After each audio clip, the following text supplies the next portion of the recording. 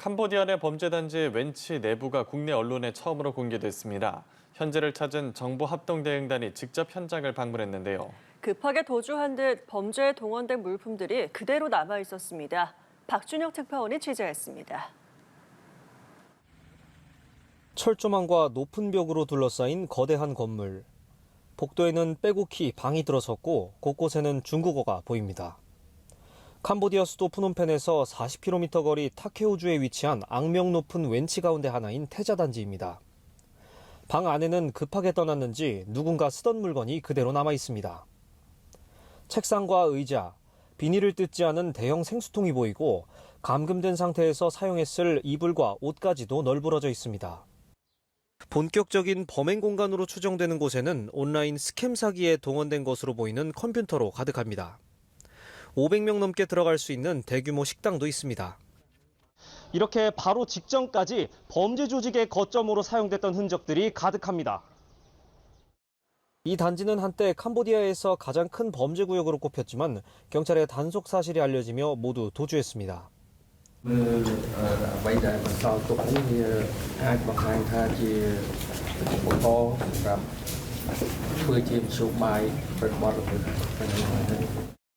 최근 범죄 조직들이 당국의 단속을 피해 잇따라 국경 너머로 도주 중인 가운데 이곳 역시 근거지를 옮긴 겁니다. 현장을 둘러본 정부 합동대응단은 신속한 대응과 적절한 조치를 위해 양국 협력이 중요하다고 강조했습니다. 한 캄보디아 스캠 범죄 합동 대응 TF 운영 등 구체적인 방안은 계속 긴밀하게 협의하기로 했습니다. 대응단은 캄보디아 총리도 만났는데 훈 마넷 총리는 이 자리에서 최근 캄보디아에서 우리 국민이 목숨을 잃은 데 유감을 표하고 용의자 체포와 한국인 보호를 위해 더 노력하겠다고 밝혔습니다. 연합뉴스TV 박준혁입니다. 감금된 한국인 피해자들이 범죄 단지를 빠져나와도 귀국까지는 산 넘어 산입니다. 이 때문에 파악되지 않는 수많은 피해자들이 탈출을 시도하다 체념하게 된다고 하는데요. 당국의 소극 대응도 문매를 맞고 있습니다. 신선재 기자가 피해자를 만나봤습니다. 지난 1월 취업을 알선해주겠다던 친구는 알고 보니 한패였고 A씨가 도착한 곳은 캄보디아 시아누쿠빌의 범죄 단지 웬치였습니다.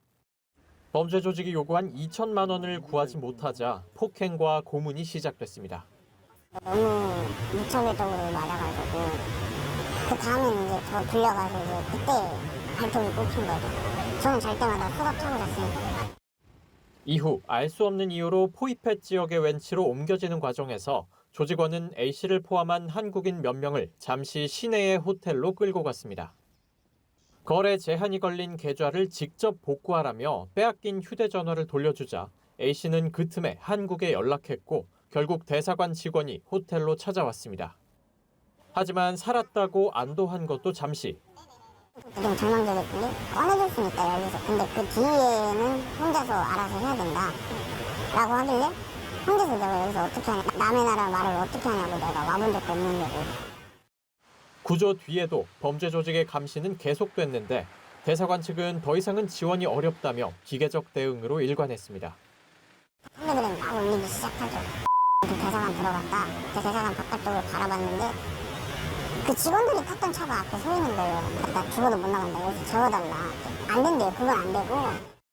대사관은 한인들이 많이 묵는다는 한 숙소로 데려다 줬지만 이후 여권을 재발급받기 위해선 지리도 모르는 도시를 홀로 떠돌아야 했습니다.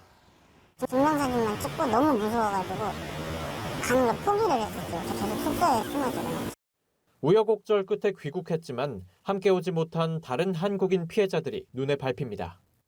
앞서 A씨는 직접 신고하지 않은 다른 한국인들도 데려가 달라고 요청했는데 대사관은 감시자가 보는 앞에서 귀국 의사를 물으면서 이들은 끝내 가겠다는 말을 꺼내지 못했습니다. 귀국 비용이 없는 이들은 이마저도 시도할 수 없어 A씨는 웬치에서 본 수많은 한국인들 대부분 반체념 상태였다고 전했습니다. 연합뉴스TV 신선재입니다. 캄보디아로 출국하려던 20대 남성이 경찰의 불심 검문에 제지당했습니다. 인천국제공항 경찰단은 오늘 저녁 6시 30분쯤 캄보디아행 비행기에 탑승하려던 20대 남성 A씨의 출국을 제지했다고 밝혔습니다. 현재 인천공항 캄보디아행 비행기 탑승 게이트에는 경찰관들이 탑승자들을 상대로 불심 검문을 진행 중입니다. 어제 저녁에도 텔레그램을 통해 알게 된 동생이 탑승권을 보내줬다며 캄보디아행 비행기에 타려 한 30대 남성이 경찰에 출국을 제지당한 바 있습니다. 캄보디아로 출국한 청년이 납치 감금된 것으로 의심된다는 신고가 들어와 경찰이 수사에 나섰습니다. 서울수서경찰서는 지난 14일 캄보디아 관련 납치 감금 신고를 접수해 수사에 착수했습니다. 신고자는 캄보디아로 간 아들이 살려달라고 전화가 왔다며 경찰에 신고한 것으로 전해졌습니다. 피해 남성은 돈을 벌겠다며 이달 초 출국한 것으로 알려졌습니다. 경찰은 남성의 행방을 추적하는 한편 주 캄보디아 한국대사관과 구조 방안을 논의하고 있습니다. 캄보디아 경찰이 온라인 사기 범죄에 가담한 한국인 59명을 현지 시간 17일 추방한다 밝혔다고 AFP 통신이 보도했습니다. 캄보디아 국가경찰은 성명을 내고 캄보디아 당국에 의해 구조되거나 다른 범죄로 구금된 한국인 59명을 주 캄보디아 한국대사관과 협력해 본국으로 추방할 계획이라고 밝혔습니다. 애초 캄보디아 이민청에 구금된 한국인은 63명으로 지난 14일 2명이 국적기를 타고 먼저 소관돼 61명이 남아있는 상황인데 캄보디아 측이 밝힌 59명과는 다소 차이가 있습니다.